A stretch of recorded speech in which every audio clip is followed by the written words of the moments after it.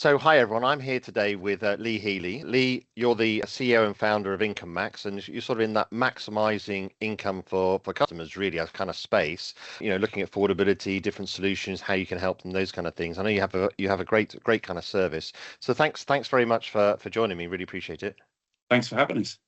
So my first question, I suppose, was really, what are you seeing in terms of affordability? And we had an awful lot of questions, I suppose, and discussion around, the affordability crisis that was happening, the cost of living crisis we're going to have. Where do you think we sit today? And I suppose, what are you hearing, particularly when you guys are talking with people who are looking for help? I mean, how do we sit, do you think, in the economy at the moment? I mean, I think for me, obviously, having CEO and founder of IncomeMax for 16 years, it's important to say that affordability has always been an issue. Low income has always been an issue. Debt has always been an issue. And it's always been an issue that people miss out on billions of pounds of financial support every year, if that makes sense. But I think we kind of live in unprecedented times, because of like economically where we're at as a nation, kind of the way that costs are so high, the way that work might not always give you all of the income that you need in order to be able to pay all of your costs or to live a life that's enjoyable and fun like it's supposed to be. There's a lot of vulnerability, whether that's kind of post-pandemic, post 2008 financial crash, post cost of living crisis. Mental health is shot to pieces, really. Health is difficult for lots of people for lots of reasons, and people have got a lot on. They're caring for loved ones, they might be looking after children, they might be needing to cope with things like special educational needs and disabilities. I'm not always convinced the support is there for people as well. So it's kind of just a bit of a perfect storm of difficult circumstances, difficult lives, economic issues, political questions and problems that governments are sort of having to wrestle with. And IncomeMax are there to try and support people to get the support that they need financially, in a very human way. And have you seen that the type of support and needs that people are coming to you with sort of change over time? So, for example, is it more sort of like we talk about, people are getting stretched even though they're still working, as example, versus people who are, unemployed, or people who've got less money, and sort of, I mean, there's people have different situations, a whole kind of myriad of situations. But have you seen sort of changes over the time you've been doing it? I mean, yes and no, in the sense of vulnerability has always existed, So I've been obviously helping families through the benefit system for over 3 decades.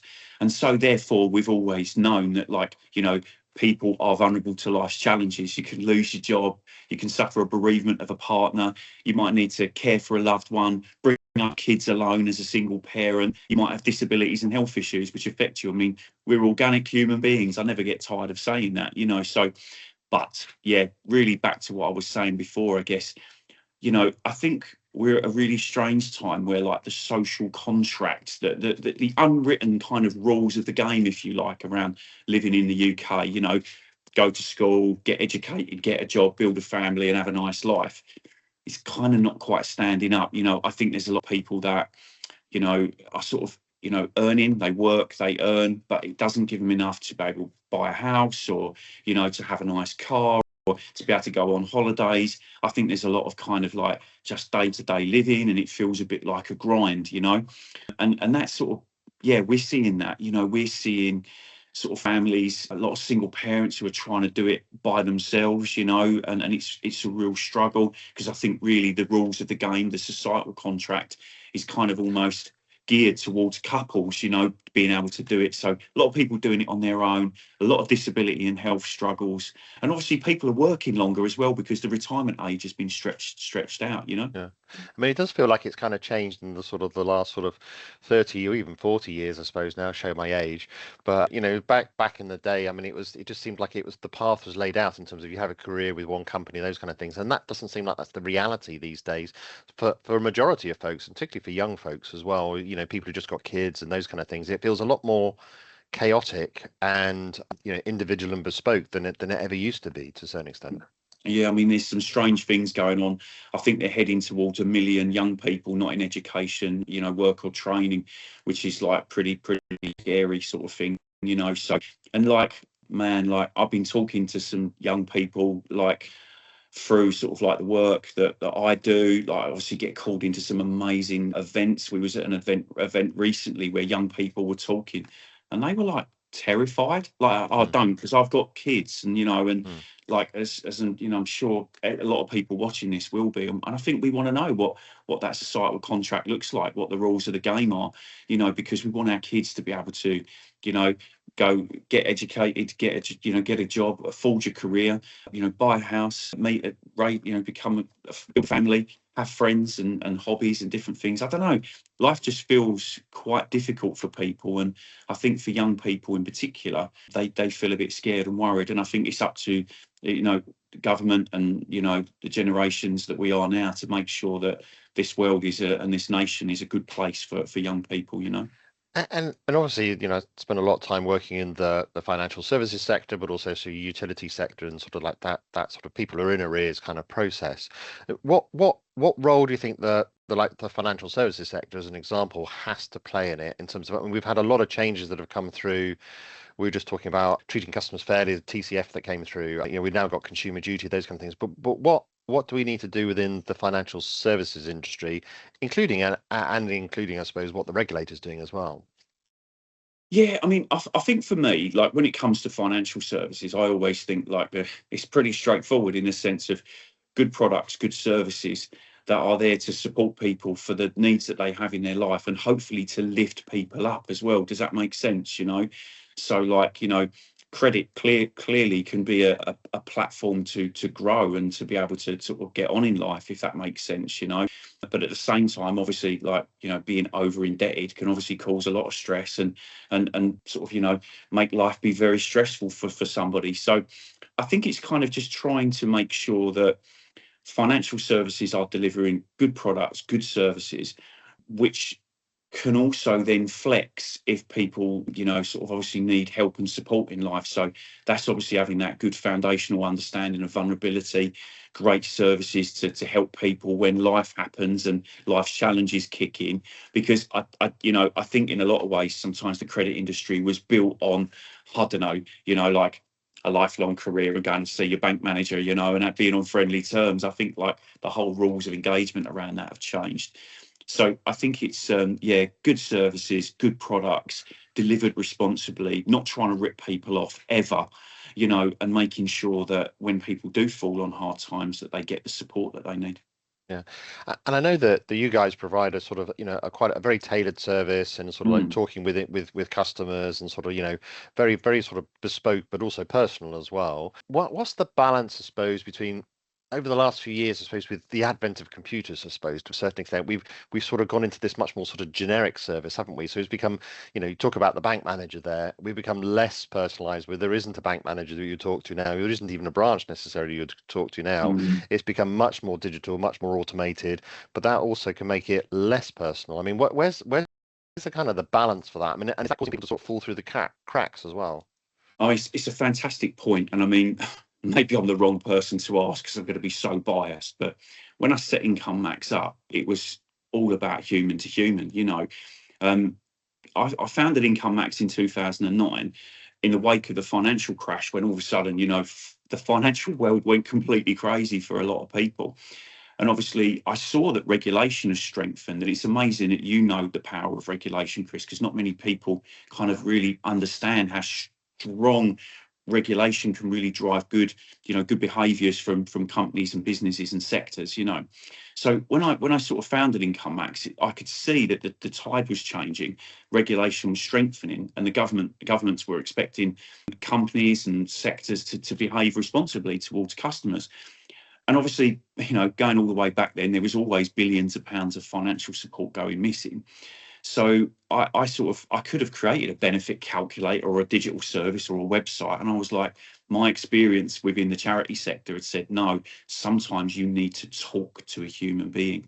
And so I sort of put my money where my mouth was and launched IncomeMax as a human to human service.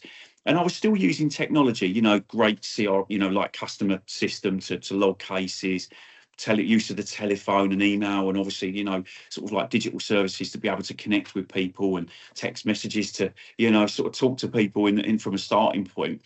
But yeah, like, it's interesting seeing those 16 years that we've been working, how it's gone from, you know, like me very much sort of like being on the side of human to human, of which I've got 45 full-time staff now, but digital services becoming more and more, not just kind of, you know, something that people use, but customers do actually want digital experiences and digital services, which is why we've started, I'm sure we'll get onto this in a bit, started looking and started developing Max.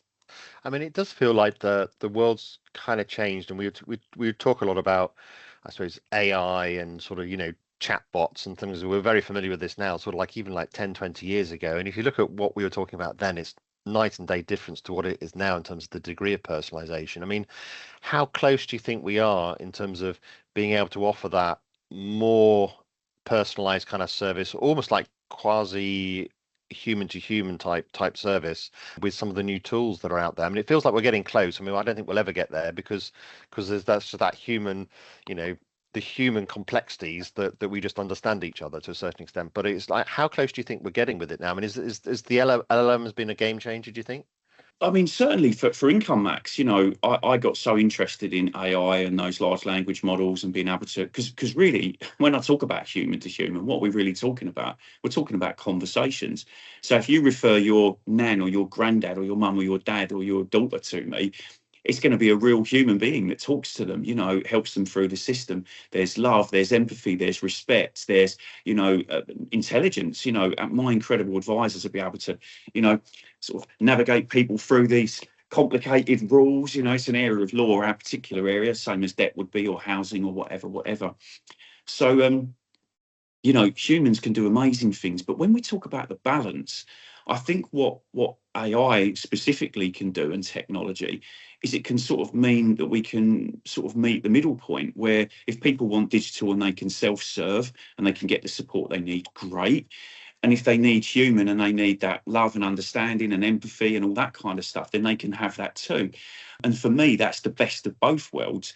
That means that the outcome and the impact is always there. Because I'll be honest, you can have the swishiest digital service, and if it's crap and it doesn't get people the support that they need, well, like, what's the point of that? And if I've got a human to human service and the customer and they don't know their stuff, that's no good either. What I really see a world in the future is where we've got kind of like great digital services, great human to human services, and they combine to create the very best outcomes and the very best support for people.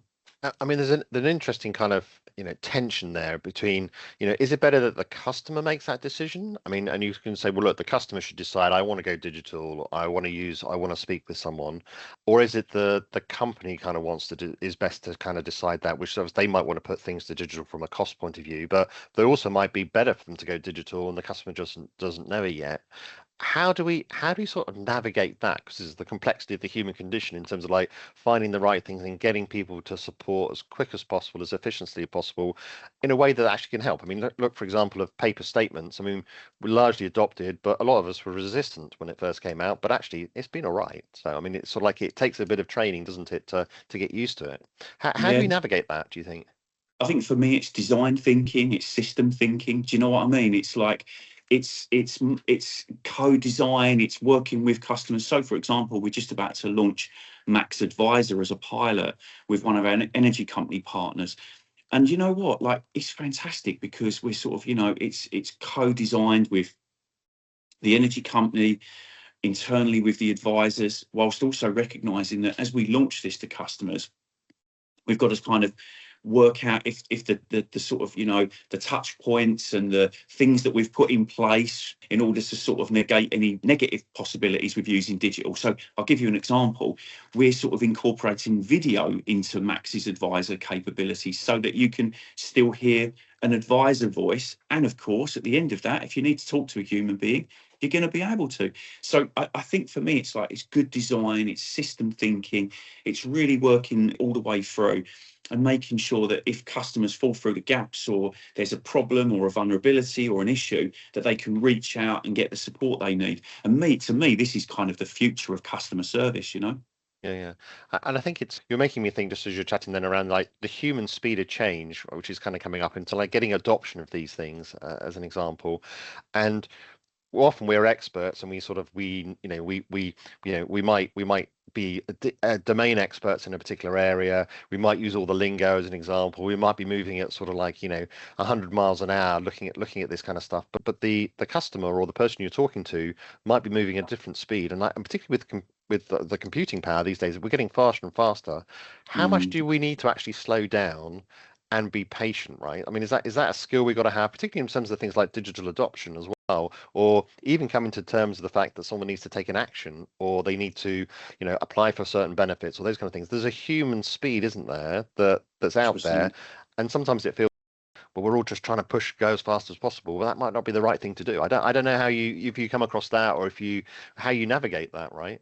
Yeah, I mean, to be honest, I appreciate the fact that you get it because so many people don't, they'll see, oh, a benefit calculator or an income and expenditure tool. And it's like, oh, okay, that's job done. And it's like, well, it might not be because actually someone might be struggling. Someone might not be, might need to get some help and support with that.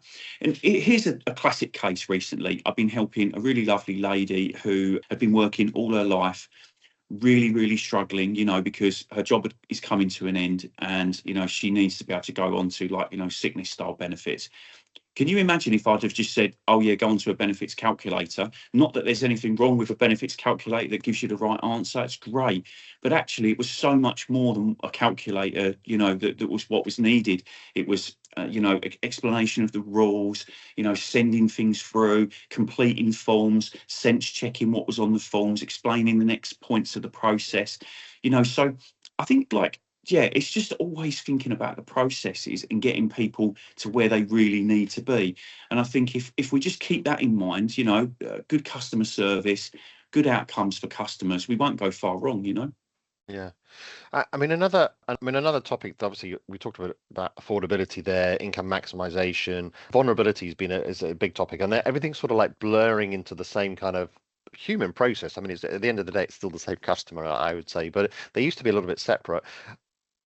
Where do you feel we got to from a vulnerability kind of journey? Because that we've come on a journey with that. I mean, we used to like tag people as being a certain vulnerability, those kind of things, and it feels like we're now sort of having a much healthier conversation around support needs, as an example, those kind of things. I mean, Mm, how do you kind of feel about that kind of approach in terms of where we got to? Because it feels like that's generally where you're going from. It's like, how can I support you?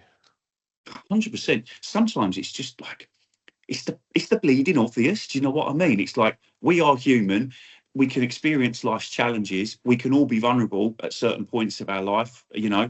So why not provide support when we need it? So I mean, I'm sort of like the biggest advocate of what I call the vulnerability movement. I absolutely love the work of Chris Fitch, the Money Advice Trust, Colin Trend, the guys at the Vulnerability Academy, for example. I absolutely love the way that they have made almost like a science out of vulnerability, if that makes sense, with the very sort of basic premise being, let's try to understand what it is that people are vulnerable to. And I've kind of just taken that, and as I always do, I kind of Healify it, and because I'm a Barry Basic guy, really, at the end of the day. I'm like, what does that mean? Well, we're all vulnerable to life's challenges, and the difficulties. It might be skills based, it might be circumstances based, it might be for a period of time, or it might be for the rest of your life. The main thing is understanding what support needs do you need, and how can I flex my service, or what treatments can I provide, or what help can I provide in order to make sure that you are okay? Because ain't we just all in the business of helping each other to be all right in life? Like to me, that's just sort of, anyway, that's how I think about it. There's clearly complexities. Like I said, Chris and the guys at the Vulnerability Academy have made a science out of it, but I think we can all connect together in a lot of ways. That idea of, well, what's vulnerable, what's not vulnerable. Well, just don't worry about all that. Just accept that people can be vulnerable to life's challenges, and let's try and build the most inclusive, supportive, loving, respectful, kind, and empathetic services that we can. And then the world's got to be a better place then, right? I mean, we used to talk way back about this segmentation, and segmentation of one was one of the things used to come back. It's like, well, how does it get down to basically all this technology is almost like taking us back to that the bank manager conversation. Like, well, how is stuff bespoke around you, right? It's kind of this interest in the big wheel turns sometimes, it feels like. Mm. Yeah, I think without a shadow of a doubt, what this kind of whole digital journey and AI and where we're at in life and social media and phones and all that sort of stuff, like surely there will be a moment where we kind of go, what are we missing? Well, we're missing the stuff that always mattered: being listened to, being seen, being heard, being respected, whilst also recognizing that people have responsibilities as well. Yeah. Like, so I'm not interested in people claiming benefits fraudulently or, fraud within or scams. Like, honestly, you want to know how much that makes my blood boil. Do you know what I mean? I am interested in good human beings, feeling part of society, feeling loved, feeling respected, being able to crack on in life. And I hope we're sort of close to rediscovering these things, what makes us human, caring for each other, not being selfish, all of that stuff goes hand in hand with like good services, being seen and heard, local authority supporting you if you need it, your bank supporting you when you need it, or your financial service, the benefits support system supporting you if you need it. And thankfully, I think the government are trying to sort of, get support back into, job centre network, for example, because do we all keep having a pop at each other and having a go at each other, or do we realise that we're all much more connected than we ever think we are, and that if we could just recognise our humanness, we've got a chance. I mean, and you're just talking about the benefit system there. I think DWP just did their latest sort of strategy paper around for the next few years, I think, didn't they? And I mean, where do you think that will go? I mean, a frustration I've heard quite a bit about is the fact that people are still filling out forms in paper or they're lengthy forms online. I'm sure you help sort of coach people through all of that. I We mean, do. Yeah.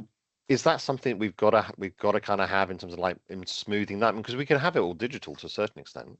Yeah, we've got to be careful though, I think, because I think there are still people sometimes that like, and actually I think even scientifically there's sometimes benefits to a pen and a paper, a pencil and a pad, or a pencil and a form. I think it's about, again, meeting people where they need to be. Why not just have the best of all worlds? So I don't think it's digital or paper. I think it's digital and paper, and being able to do it over the phone, or if you have a hearing impairment or a visual impairment, that you get the support you need for that. Or if you have a language impairment, I think AI is going to be able to do great things with that. Language impairment, sorry, but like a language difference or whatever. So I think there are some amazing things that technology is unlocking and going to unlock even more as time progresses. And I think it's just being flexible. It's making sure that there's people can get the support they need when they need it. And then, with things like the benefit system, it's always going to be a bit complicated because, like I say, I'm holding up my disability rights handbook here. It's an area of law. It's complicated. People are not just going to give you money for no reason. You've got to sometimes be able to explain about your disabilities, your health, your caring responsibilities. You've got to make sure your income gets in however it needs to get into if it's a means tested benefit, for example. So yeah, I think it's just trying to create all the different ways that people need to be able to get the support they need. And from a technology point of view, and we all get very excited. I mean, certainly I get very excited about these things, and we sort of talk about them, and it's good to have a bit of reality check sometimes in terms of like where do you think it goes? And I know you've done a lot in terms of like putting it in, but you're also an advocate of that human kind of conversation as well. Where does it best fit in this journey, and where do you think it best kind of fits? And what have you guys kind of been up to? Such a brilliant question, and hopefully we're sort of a pioneer of that sort of combined approach, human and technology. I think because we've got this really unique place we came from, which is 2009, could have done digital but chose humans. I've now got 45 advisors talking to customers every day on the phone. I love it. But we recognise that, if you think about it, there are millions of people that need support just in the UK alone, right? And we can't support everyone. Oh, okay, I could go to 50 people, 60, but do I need a warehouse full of people sort of talking, to people? It'd be great, but I think like even that's probably, not realistic. So what do we need? Or what can we do? Well, we can utilize digital to help people that can, are happy to use a digital journey. So we launched Max as an AI because we realized that AI is so conversational that we can also replicate like what our advisors do on the phone. So we kicked off Max by just taking customer details to start off with. And Chris, I can't tell you how well it's worked. the technology's been rolled out. It's been, you know, used by thousands of customers to kickstart their journey. And it's been brilliant. It's been absolutely brilliant. So it's enabled us to do a lot of the heavy lifting at the beginning of cases. So that's absolutely brilliant. So detail taking, it can talk different languages, it gets vulnerability, it can flag up if we need to talk to the customer sooner, blah, blah, blah, blah, blah. Brilliant. Okay, what's the next step for us? Can we get Max delivering advice through those conversational styles? And that's the big challenge. And we've been working so hard to create the training for Max in the background so that it can start to provide advice through reports. And like I say, we're going to team that up with things like videos or email touch points and, you know, information provision at different bits, whilst also making sure that people can talk to a human if they need to. So yeah, that's how we're approaching it. Oh, great. So the training behind it, you talked about training. I mean, like, this is a hugely complex area. I don't pretend to understand, you know, a tenth of it really, in terms of, like, particularly the benefits process and those kind of things. And I know you guys kind of study it, but it feels like it's constantly changing. It's always changing, and just staying up to date with all the changes and the detail is huge. How do you sort of manage that, and how do you manage that? For example, putting that into an AI as well, because you don't want to be looking at outdated information. You've got to be looking at the right information, but sometimes the outdated information might be the right stuff to look at. Other times it's not. And you've got one of your, you know, an expert, you know, employee of yours. You know, they've been doing it for 10 years. I mean, they probably understand some of this stuff. They've got the experience. How do you sort of bottle that? I mean, and how do you keep up to date with it all? I mean, even as a human. It's crazy, yeah. So, I mean, obviously, you know, we've got very well established procedures for ongoing, you know, professional development, training, quality assurance, you know, check-ins and blah, blah, blah. You know, it can take an IncomeMax advisor over a year just to be a qualified advisor. Like, so, Yeah. and anyone that studied AI will know that the ultimate intelligence currently is human, you know. So Yeah. we're working, you know, we have amazing staff members that get this stuff, they live and breathe it, but it's not easy for them at all. You know what I mean? Sorry, Chris, what's the second part of the question? So that's the human side of things. But how do we get AI training it? Yes. So obviously we've had to try and take the same approach through training it on data, you know, so it's been trained on hours and hours and hours worth of our advisor conversations, the processes and the case systems that we've got anonymized. And then, of course, we have to build training mechanisms like underneath that, if that makes sense. So there's a platform that sits behind Max. So we use kind of ChatGPT as our sort of LLM model, but then we kind of have a training behind that. Almost becomes like a small language model. So it knows its purpose, it knows its subject matter. So, like, you know, if you asked it to create a picture of your dog with a hat and sunglasses, it's not going to do that, right? It's this is it knows it's Max for IncomeMax to help and support a customer to maximize their income through the system. So yeah, it's an ongoing process. Yeah, pilot mode. You know, we're doing this slowly and surely and steadily. I mean, it's already brilliant in its detail taking, because it takes details that goes through to a human, they crack on. Brilliant, job done. So it's helping from a productivity perspective. But the next frontier is that advice capability, and that comes with a lot of risks and dangers, you know. And if we look to the future a little bit, what are some of the things we got to look at in financial services, and then as a society and from a government point of view, that are sort of like the key topics that you think are going to make it even better for us? I mean, so you've got a wealth of experience in this kind of area. What are the causes and the changes you think that we've really got to make? Oh man, it's huge, isn't it? I mean, I'll come down to like getting the basics right, really. It's how do we help more and more people to have the foundations they need to just crack on in life, if that makes sense, you know? And I think that that's a coming together of, I don't know, there's a sort of, there's a moral base on this, really, you know what I mean? People having enough money to live on. I think we need to strengthen our social security system so that everybody's proud of it. And somehow you've got to kind of try and team providing support to people whilst also ensuring that, you know, it's the system's not misused, or people, you know, feel that it's not being used in the right way. That's a real difficult challenge. And then financial services working to support people, you know, the housing system working. Like, really what we are, our nation is a load of systems all working in silos and difficult circumstances, whether it's health and housing, or you know, it could be immigration, it could be employment, it could be, you know, but really what's the point of all this? It's to enable people to have good lives, isn't it? I mean, am I missing something? And so I'm really inspired by the work of Maslow, like as in, you know, the basic needs and foundations for humans. I'm really inspired by the work of Beveridge, who obviously kind of, and in a lot of ways, I've been calling for a long time for, you know, a Beveridge report of the 21st century. What does social and welfare need? What does the social contract need to look like in the 21st century? The Healey report, maybe the government can come and talk to me and I'll do it. But like, I'm serious. It's like, why are we doing all this? We should be doing it in order for everybody to be okay, you know. And so there's a lot of questions. There's a lot of things that, and things could get a lot more hairy before they get better. You know, if you look at the politics, you know, if you look at the resentment that people feel, the sense of, you know, kind of resentment and that strong feeling that the country needs, you know, renewal of some kind. I don't know. It's difficult because you're also doing it through a public finances lens most of the time as well. So everybody gets up at it about that.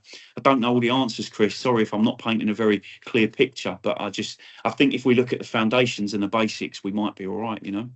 Yeah, and I think one of the takeaways for me is also not necessarily about what you actually do. It's also about the way you say it as well. So I go back to, like, I mean, talking about jokes, right? It's not what you say, it's the way you say it, right? And that feels like that's kind of come through, as well as sort of like the, you know, you're within a system. Yes, it'd be great to change the system, but it's also then how do you then have that communication, and the way you then talk to people and listen to people is something that's, you know, is something that you guys are kind of building on. Yeah, I mean, that's why we've created the Stronger Than the System podcast. I don't know if you've seen it, but we've launched a podcast at IncomeMax because we've been wanting to have these conversations for so long. Like, we love every human being, as long as you're, listen, as I said to you, I'm not interested in crime against people, scams, fraud. That's not what I'm talking about. I'm talking about, if you're a good human being with a good heart, I'm on your side, you know. And I wanted to create a place where we could start to have these discussions, you know, so that a taxi driver, a nurse, a banker, a politician, everyone could listen to it and go, oh yeah, we're all human beings, and actually we're all worthy of love and dignity and support and compassion. And I do hear this more and more these days, but I've been talking about it for a decade. And it's like, I want to get people, this narrative needs to change. It's not, oh, you're you and you're another and you're this and that. We're all human beings, and if we come from it from the right place, which is we all just want to crack on in life, we all just want to have a chance to experience this life. We all, as far as we all know, only get one crack at it, right? So let's work together on it, and let's not hate each other. Let's not be down on each other. Like, let's create a society where we're, you know, where that compassion and love shines through. And I think we're close. Honestly, I do, because of some of the stuff we've talked about today, whether that's embracing vulnerability, recognizing our humanness, using AI and technology for the right reasons.